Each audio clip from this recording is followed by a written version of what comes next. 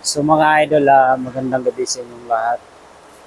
Welcome to my YouTube channel mga idol. Ah, sa mga interesado din about biblical na mga usapin, pwede kayong mag-subscribe sa aking YouTube channel mga idol at baka dumaan sa mga YouTube nyo at sana para makatulong din naman sa atin. Ito ay ibabahagi kong aking nalalaman patungkol dito sa Bible at ipapaliwanag natin kung bakit ang panahon natin ngayon ay mga nangyayari itong mga bagay na hindi natin inasahan, lalo na sa panahon ngayon na nagkakagulo. Naapektuhan, especially kaming mga maliliit lamang na mga mamamayan dito sa ating bansang Pilipinas na naapektuhan ng ibang sa gulo, ng gulo sa ibang bansa. So mga idol, unahin natin, nagsimula tayo sa Genesis mga idol, kay kung paano nilikha ng Diyos ang mundo. Paano niya nilikha, paano niya nilikha ang lupa, mga kung ano-ano man ang makikita natin sa ating mga kapaligiran. So mga idol, magsimula tayo sa unang kabanata ng Genesis, versikulo 1. Ang pamagat ito mga idol, ang kasaysayan ng paglalang ng Diyos.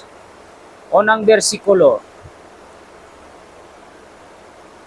Nang pasimula, nilikha ng Diyos ang langit at ang lupa. Pangalawang bersikulo.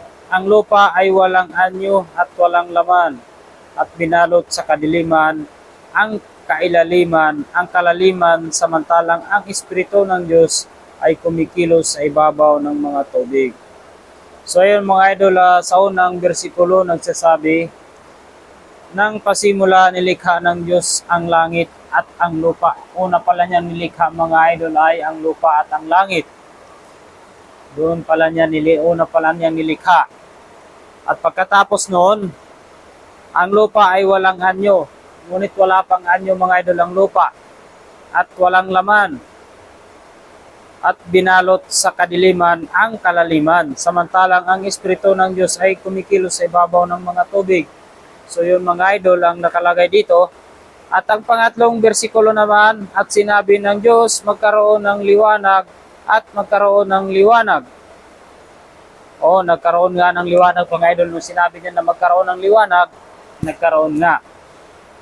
At pang-apat na bersikulo mga idol, nakita ng Diyos na ang liwanag ay mabuti at ibinuklod ng Diyos ang liwanag sa kadiliman.